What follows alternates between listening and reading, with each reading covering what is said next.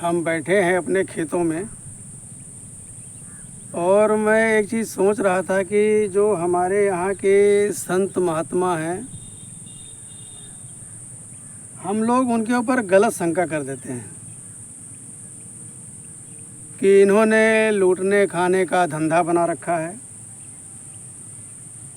और इनका मेन काम है कि किसी तरीके से पब्लिक को उल्टा सीधा पट्टी पढ़ाओ और इनसे रकम ऐंठो। लेकिन ऐसा नहीं है। मैं मानता हूँ कि ज़्यादातर साधु ऐसा करते हैं, लेकिन सभी नहीं करते हैं। एक छोटा सा स्टेशन था, तो वहाँ पर एक बाबा जी रहते थे, बड़ी बड़ी जटाएं और सफ़ेद कपड़ा पहनते थे वो। तो वो इसी स्टेशन पर प्लेटफार्म के कोने पर वो रहते थे और कई सालों से रहते थे। तो एक लड़का, उसका पेपर था, उसको दिल्ली जाना था,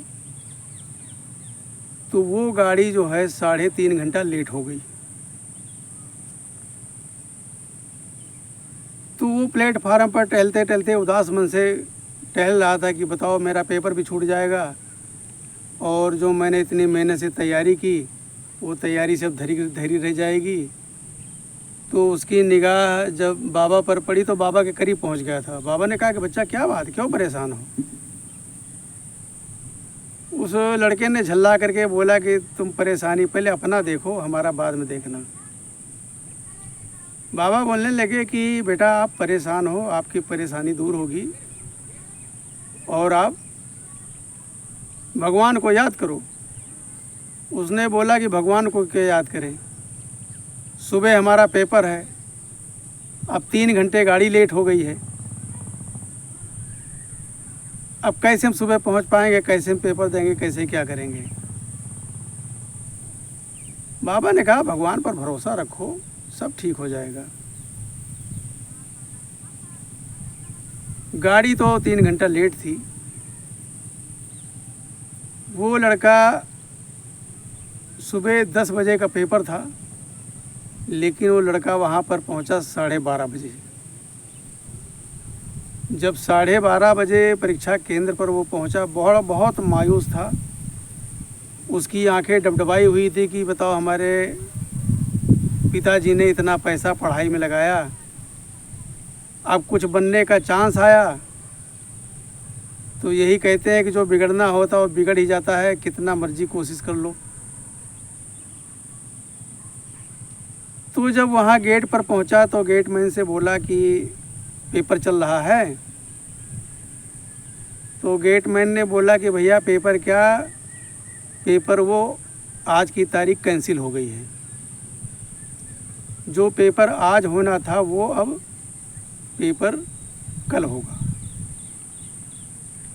एक खुशी की लहर दौड़ पड़ी और उसके दिमाग में वही छोटे स्टेशन पर जो दाढ़ी वाला बाबा, बड़ी बड़ी जटा वाला बाबा, वो ध्यान में आ गया कि बाबा सही कह रहे थे कि भगवान पर भरोसा रखो, सब ठीक हो जाएगा।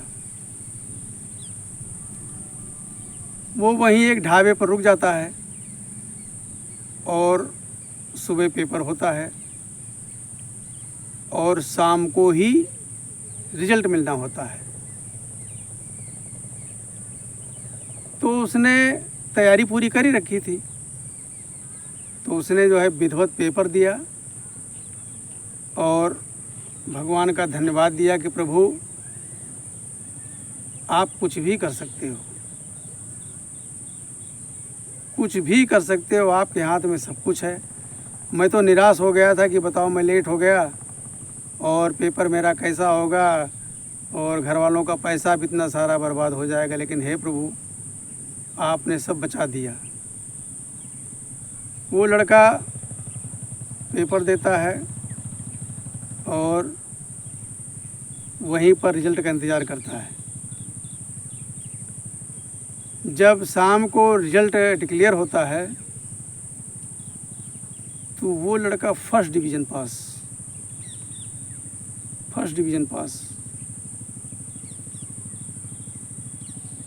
उसके खुशी का ठिकाना नहीं रहा।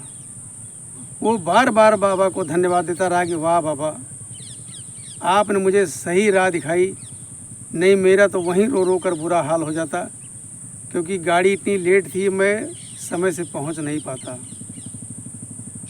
अगले दिन वो सुबह की गाड़ी पकड़ता है और शाम को उसी स्टेशन पर उतरता है जहाँ पर बाबा जी थे।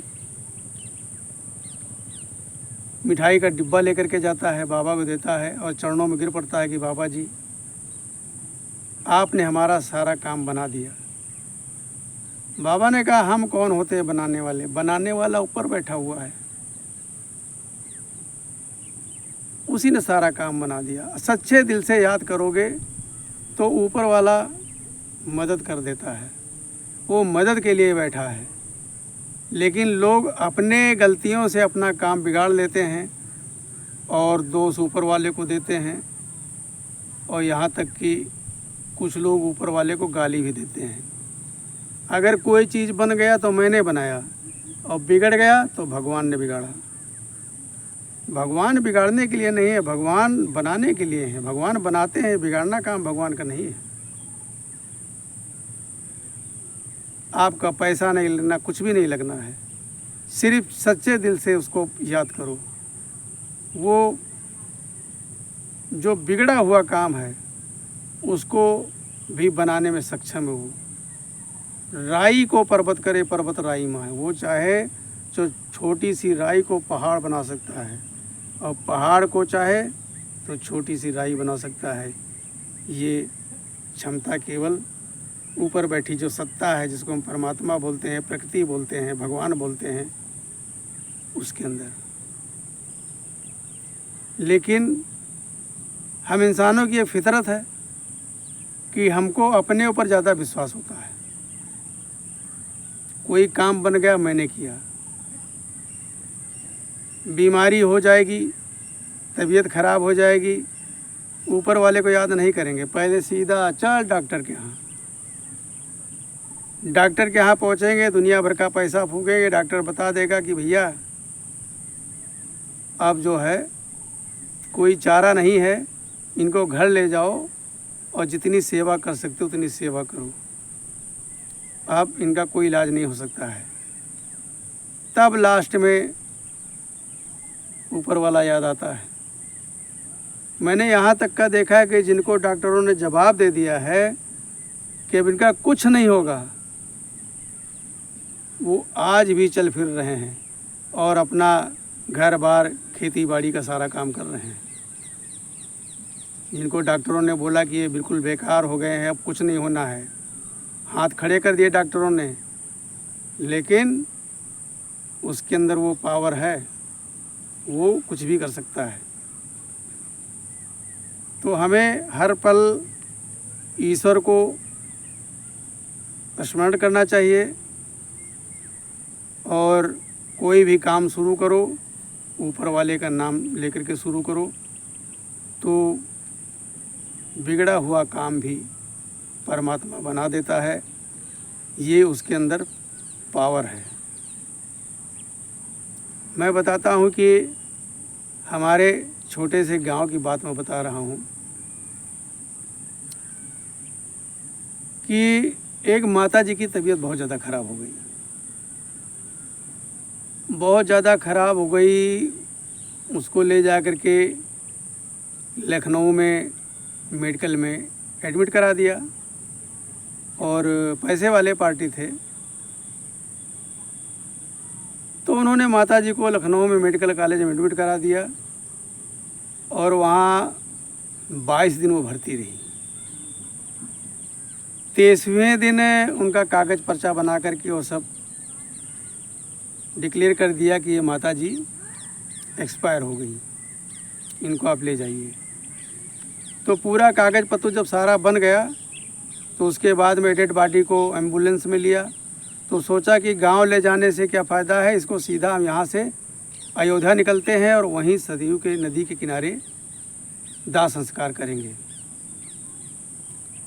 अब लखनऊ से एम्बुलेंस गाड़ी लेकर के अयोध्या के लिए चली। और यहाँ गांव में सूचना कर दिया कि भाई माता जी एक्सपायर हो गई, आप लोग सीधा वहीं अयोध्या पहुँचिए, हम लेकर के डेड बॉडी वहीं पहुँच रहे हैं, वहीं अंतिम संस्कार करेंगे। तो गांव वाले पहले ही पहुँच गए थे, वहाँ पर लकड़ी वगैरह का इंतज़ाम किया, चिता तैयार कर दी गई। और जब एम्बुलेंस वहाँ पर पहुँची सरयू नदी के किनारे, डेड बॉडी को उतारा गया और पंडित ने विधिवत मंत्र वगैरह पढ़ के, जो भी लोकचार होता है वो मतलब वहाँ किया गया। और उनके बेटों ने उस डेड बॉडी को उठा करके और चिता के ऊपर रखा,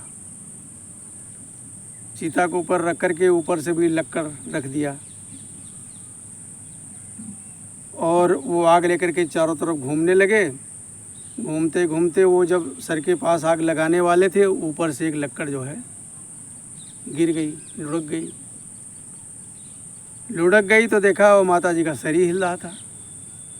तो पहले तो डरे कि ये क्या हो गया। किसी ने कहा भाई हटाओ, हमें लगता है ये ख़त्म नहीं हुई हैं, ये भी जिंदा है।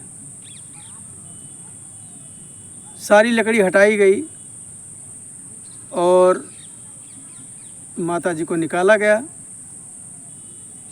वहीं अयोध्या में एक छोटा सा हॉस्पिटल है, वहाँ पर लेकर गए, हल्की फुल्की दवा पानी जो भी कुछ किया। ये देखो कुदरत के हाथ भैया कितने निराले हैं, कुदरत की माया को कोई जान नहीं सकता है।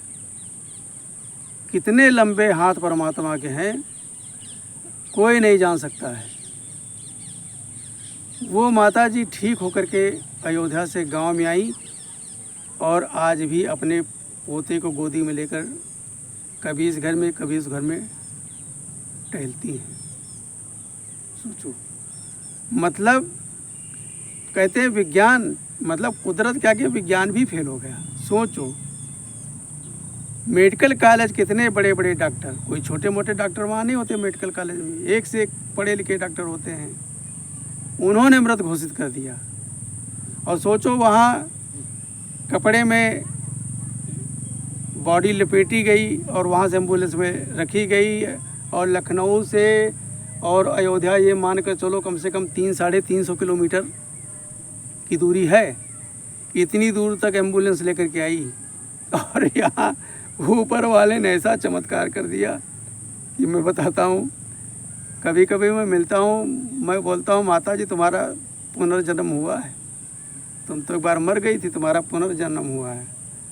तो वो हंसती हैं, कहती भैया इस तो परमात्मा की मेरी नहीं मौत थी, और लखनऊ में तो मरा बता दिया था लेकिन हमारी मौत नहीं थी।